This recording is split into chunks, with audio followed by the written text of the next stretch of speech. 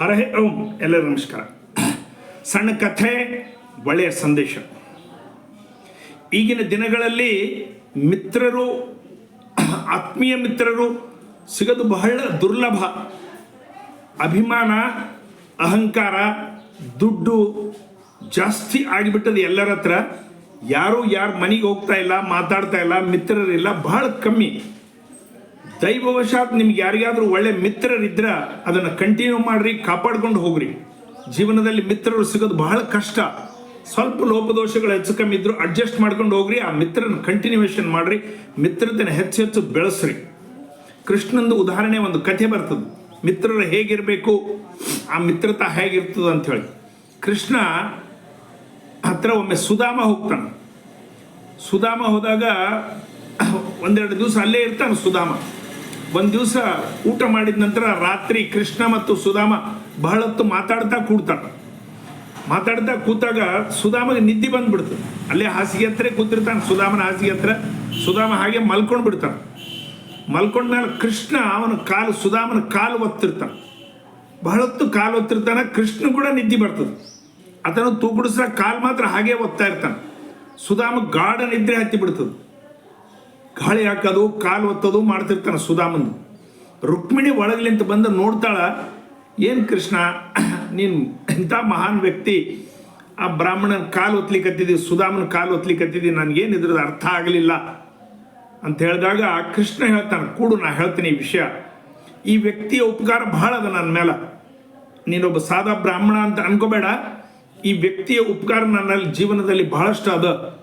ನಾವು ಸಣ್ಣವರಿದ್ದಾಗ ಬಹಳಷ್ಟು ಕಡೆ ಗದ್ದಲಿಗಳು ಮಾಡ್ತಿದ್ದೆವು. ಬೆಣ್ಣೆ ಕದಿಯೋದು, ಬೇರೆ ಮನೆಗಳು ಹೋಗೋದು, ಅಲ್ಲಿ ಇಲ್ಲಿ ಇದು ಮಾಡೋದು. ಇಂಥ ಮಾಡಿದಾಗ ನಾವಿಬ್ಬರೇ ಒಂದು ದಿವಸ ಒಬ್ಬ ಬಡ ಬ್ರಾಹ್ಮಣನ ಮನೆಯೊಳಗೆ ಹೋದೆವು.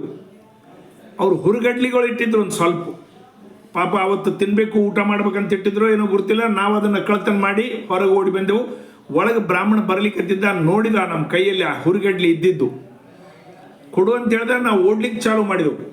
ಶಾಪ ಕೊಟ್ಟ, ಆ ಹುರುಗಡ್ಲಿ ಯಾರು ತಿಂತಾರ ಜೀವನ ಪರ್ಯಂತರ ಬಡವರಾಗಿರ್ತಾರ, ನಂತರ ಜೀವನ ಪರ್ಯಂತರ ಬಡತನ ಭೋಗಿಸ್ಬೇಕು ಅಂತ ಹೇಳಿದ. ಏನಾಗೋದಿಲ್ಲ ಅಂತ ನಾವಿಬ್ಬರು ಹೊಂಟೆವು. ಸುಧಾಮ ಸ್ವಲ್ಪ ನಿಧಾನ ಬರ್ತಿದ್ದ. ನಾನು ಬಡಬಡ ಹೋಗಿ ನದಿ ದಂಡಿಗೆ ಹೋಗಿ ಕೂತೆ, ಬಾ ಅಂತ ಹೇಳಿ. ಅಲ್ಲಿ ಬಂದಾಗ ನಾನು ಕೇಳಿದೆ, ಅವ ಹುರುಗಡ್ಲಿ ಎಲ್ಲೇ ತಿನ್ನೋಣ ತಾ ಅಂತೇಳಿ. ಸುಧಾಮ ಹೇಳಿಬಿಟ್ಟ, ನಾ ಎಲ್ಲ ತಿಂದುಬಿಟ್ಟೆ. ಯಾಕೆ ತಿಂದು? ನಾನು ತಿಂತಿದ್ನಲ್ಲ ಇಷ್ಟು ಅಂತಂದ್ರೆ, ಇಲ್ಲ, ಆತ ಶಾಪ ಕೊಟ್ಟಿದ್ದಾನ, ಈ ಹುರುಗಡ್ಲಿ ಯಾರು ತಿಂತಾರೋ ಅವ್ರ ಜೀವನ ಪರ್ಯಂತರ ಬಡವರಾಗಿರ್ತಾರೆ ಅಂಥೇಳಿ. ನಾನು ಬಡತನದಲ್ಲಿದ್ದೀನಿ, ಇನ್ನು ಬಡವಾದ್ರೂ ನನಗೇನು ಚಿಂತೆ ಇಲ್ಲ. ಕೃಷ್ಣ, ನೀನು ಲೋಕರಕ್ಷಕ, ಎಲ್ಲರನ್ನ ರಕ್ಷಣೆ ಮಾಡ್ತಕ್ಕಂಥವ, ಎಲ್ಲರಿಗೂ ಕೊಡ್ತಕ್ಕಂಥವ, ನೀನು ಬಡವರಾದ್ರ ಗತಿ ಹಂಗೆ, ಅದಕ್ಕೆ ನಾನು ತಿಂತೀನಿ ಅಂತ ಹೇಳಿ ತಾನು ತಿಂದ. ಈಸು ದಿವಸ ಬಡತನ ಭೋಗಿಸಿದ್ದಾನ, ನನ್ನ ಸಲುವಾಗಿ ಭೋಗಿಸಿದ್ದಾನ. ಇಷ್ಟು ಉದಾರ ಮನಸ್ಸು ನನ್ನ ಮಿತ್ರಂದು ಅಂಥೇಳಿ. ಆಕೆ ಕಣ್ಣಲ್ಲಿ ನೀರು ಬರ್ತದೆ. ಅಂಥ ಒಂದು ರುಕ್ಮಿಣಿ ಕಣ್ಣಲ್ಲಿ ಅಂತ ಹೇಳ್ತಾರೆ, ಕಥೆಯಲ್ಲಿ ಬರ್ತದೆ. ಅದೇ ಇನ್ನು ಒಂದು ಕೂಡ ಉದಾಹರಣೆ ಹೇಳ್ತಾನೆ. ಒಂದು ದಿವಸ ನಾವಿಬ್ಬರು ಅಡವಿಯಲ್ಲಿ ತಿರುಗ್ತಾ ಇದ್ದೆವು. ಹೋದಾಗ ಹಣ್ಣು ಬೇಕಾಗಿತ್ತು ತಿನ್ನಲಿಕ್ಕೆ. ಎಲ್ಲಿ ನೋಡಿದರೆ ಯಾವ ಅಡವಿಯಲ್ಲಿ ಬೇಸಿಗೆ ಕಾಲ ಹಣ್ಣುಗಳು ಯಾವ ಇದ್ದಿದ್ದಿಲ್ಲ. ಒಂದು ಗಿಡಕ್ಕೆ ಒಂದು ಮಾತ್ರ ಹಣ್ಣಿತ್ತು. ನಾನು ಗಿಡ ಏರಿ ಹಣ್ಣಿನ ತೆಗೆದು ಅದನ್ನು 4 ಭಾಗವಾಗಿ ವಿಂಗಡ ಮಾಡಿದೆ. 2 ಭಾಗ ಸುಧಾಮಗ, 2 ಭಾಗ ನನಗಂಥೇಳಿ. ಮೊದಲು ಸುಧಾಮ್ ತಿನ್ನಲಿ ಅಂತ ಒಂದು ಭಾಗ ಕೊಟ್ಟೆ, ಸುಧಾಮ ತಿಂದ. ಇನ್ನೂ ಒಂದು ಭಾಗ ಕೊಟ್ಟೆ, ಒಂದು ಪಾಲಿಂದು ಅದು ತಿಂದ. ಮತ್ತೆ ಕೈ ಚಾಚಿದ, 3ನೇ ಭಾಗ ನನಗೆ ಕೊಡು ಅಂಥೇಳಿ. ನಾನು ಮುಗುಳ್ನಂತ 3ನೇ ಭಾಗ ಕೂಡ ಕೊಟ್ಟೆ, ಹೋಗ್ಲಿ ನಡಿ ದೋಸ್ತ ಮಿತ್ರ ತಿಂತಾನಂಥೇಳಿ. ತಿಂದ. 4ನೇ ಭಾಗಕ್ಕೆ ಸಹಿತ ಕೈ ಒಡ್ಡಿದ, ಅದು ನನಗೆ ಕೊಡು ಅಂಥೇಳಿ. ನಾನು ಅಂದ್ಕೊಂಡು ಎಷ್ಟು ಆಸೆ ಇತ್ತಗ, 3 ಭಾಗ ಆಲ್ರೆಡಿ ತಿಂದಾನ, 4ನೇ ಭಾಗ ಸಹಿತ ಕೊಡು ಅನ್ಲಿಕ್ಕತ್ತಾನ ಅಂತ ಹೇಳಿದಾಗ ಕೃಷ್ಣ, ಇಲ್ಲ ನಾನು ಕೊಡೋದಲ್ಲಿ 4ನೇ ಭಾಗ ನನಗೆ. ಆ್ಯಕ್ಚುಲಿ 2 ಬರಬೇಕಾಗಿತ್ತು, 1 ನಾನು ತಿಂತೀನಿ ಅಂತ ಕೃಷ್ಣ ಬಾಯಲ್ಲಿ ಹಾಕೊಂಡ್ರೆ ವಿಪರೀತ ಕಹಿ. ತಲೆಯಲ್ಲಿಂದ ತಿಳ್ಕೊಂಡು ನಾಲಿಗೆಯ ಕಂಠದ ಒಳಗೆ ಕಹಿ ಬರ್ತಕ್ಕಂಥ ಅಷ್ಟು ಕಹಿ ಇತ್ತು. ಅಂಥ ಕಹಿ ಹಣ್ಣುಗಳನ್ನು ನನಗೆ ತಿನ್ನಬಾರ್ದು, ಕೃಷ್ಣ ತಿನ್ನಬಾರ್ದು ಅಂಥೇಳಿ ತಾನು ತಿಂದ. 3 ಭಾಗ ತಿಂದಿದ್ದಲ್ದೆ 4ನೇ ಭಾಗ ಸಹಿತ ನನಗೆ ಬೇಕು ಅಂತೇಳಿ ತಿಂದ. ಈ ಮಿತ್ರ ಸಲುವಾಗಿ ತ್ಯಾಗ, ಈ ಮಿತ್ರ ಸಲುವಾಗಿ ಇಷ್ಟು ಉದಾರತ ನೋಡಿ ಎಷ್ಟದ ಕೃಷ್ಣಂದು ಅಂಥೇಳಿ. ಅದೇ ಪ್ರಕಾರ ಕರ್ಣ ಮತ್ತು ದುರ್ಯೋಧನನ ಮಿತ್ರತೆ ಕೂಡ ಬರ್ತದೆ.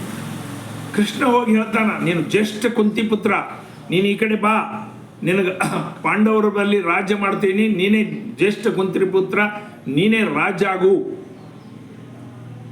ಆ ಪರಿಸ್ಥಿತಿಯಲ್ಲಿ ಕರ್ಣ ಹೇಳ್ತಾನ, ನಾನು ಮಿತ್ರದ್ರೋಹ ಮಾಡೋದಿಲ್ಲ, ನಾನು ನನ್ನ ಮಿತ್ರನಂತ ಬಿಟ್ಟು ನಿಮ್ಮ ಕಡೆ ಬರೋದಿಲ್ಲ, ನನಗೆ ಗುರ್ತು ನಮ್ಮ ಮಿತ್ರ ಸೋಲ್ತಾನ, ನಮಗೆ ಗುರ್ತು ನನ್ನ ಮಿತ್ರ ದುಷ್ಟ ಇದ್ದಾನ, ನನಗೆ ಗುರ್ತು ನಮ್ಮ ಮಿತ್ರ ಹೇಗಿದ್ದಾನ ಅಂತೇಳಿ. ಆದರೂ ನಾನು ಕೃಷ್ಣನ ಕಡೆ ಬರೋದಿಲ್ಲ.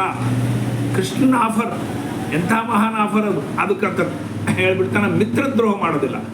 ನನಗೆ ಎಲ್ಲರೂ ತ್ಯಾಗ ಮಾಡಿ ಹೊರಗೆ ಹಾಕಿದಾಗ ಅಂಗರಾಜ ಮಾಡಿದ್ದ ದುರ್ಯೋಧನ, ಕಾರಣ ನಾನು ಅವನ ಮಿತ್ರತನ ದ್ರೋಹ ಮಾಡಿ ಇವತ್ತಿನ ದಿವಸ ನಿನ್ನ ಕಡೆ ಬರೋದಿಲ್ಲ ಕೃಷ್ಣ ಅಂತೇಳಿ ಹೇಳ್ತಾನೆ. ನೋಡ್ರಿ, ಎಂಥ ಪರಿಸ್ಥಿತಿಯಲ್ಲಿ ಸಹಿತ ಮಿತ್ರದ್ರೋಹ ಮಾಡಲಾರ್ದಕ್ಕಂಥದ್ದು ಅದು ಒಂದು ಒಳ್ಳೆ ಉದಾಹರಣೆ. ಭಾಳ ಮಂದಿ ಮಿತ್ರದ್ರೋಹ ಮಾಡಿಬಿಡ್ತಾರ, ನಾವು ಎಲ್ಲಿ ನಂಬಿರ್ತೀವಿ ಅಲ್ಲೇ ಕುತ್ತಿ ಕೊಯ್ತಾರ. ಅದಕ್ಕೆ ಹೇಳ್ತಾರ, ಏ ಮತ್ಲಬ್ ಕಿ ದುನಿಯಾ ಹೈ, ये मतलब की दुनिया है कौन किसका होता है, ये मतलब की दुनिया है कौन किसका होता है, वही धोखा देता है जिस पे तुम्हारा भरोसा होता है. ನೀವು ಯಾರ ಮೇಲೆ ಭರೋಸಾ ಮಾಡಿರ್ತೀರ ಅವನೇ ಒಂದು ದಿವಸ ನಿಮ್ಗೆ ಕುತ್ತಿ ಕೊಯ್ತಾನ. ಇವೆಲ್ಲ ಸುಭಾಷಿತಗಳ ಅನುಭವದಿಂದ ಮಾಡಿದ್ದೀವಿ ನಾಣ್ಣುಡಿಗಳು. आप गैरों की बात करते हैं, आप गैरों की बात करते हैं, हमने अपने भी आजमाए, हमने अपने भी आजमाए. लोग कांटों से बच के चलते हैं, लोग कांटों से बच के चलते हैं, हमने फूलों से जख्म खाए हैं. ತಮ್ಮ, ನೀವು ಮುಳ್ಳಿನಿಂದ ಬಚಾಸ್ತಿ ನಡೀತೀರಿ, ಮುಳ್ಳಿನಿಂದ ಪ್ರಾಬ್ಲಮ್ ಅಂತೀರಿ. ನಾವು ಹೂವಲಿಂದ ದೆಬ್ಬಿತಿದ್ದೀವಿ, ನಮ್ಮ ಹೂವುಗಳೇ ನಮಗೆ ಗಾಯ ಮಾಡಿಬಿಟ್ಟಾವ, ನಮ್ಮವರೇ ನಮ್ಗೆ ಇದು ಮಾಡಿದ್ದಾರೆ ಅಂಥೇಳಿ.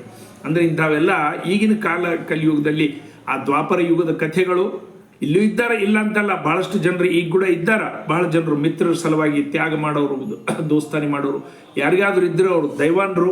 ಅಂಥ ಮಿತ್ರತೆಯನ್ನು ಕಳ್ಕೊಬೇಡ್ರಿ, ಅಂಥ ಮಿತ್ರತೆಯ ಜೊತೆಗಿರ್ರಿ. ಸ್ವಲ್ಪ ಹೆಚ್ಚು ಕಮ್ಮಿ ಇದ್ದರೂ ಕೂಡ ಸಂಭಾಳಿಸ್ಕೊಂಡು ಹೋಗ್ರಿ. ಮಿತ್ರತೆ ಬಹಳ ಅವಶ್ಯಕ ಜೀವನದಲ್ಲಿ. ಎಲ್ಲ ದುಃಖಗಳನ್ನು ನಾವು ಅವ್ರ ಮುಂದೆ ಹೇಳ್ಬೋದು.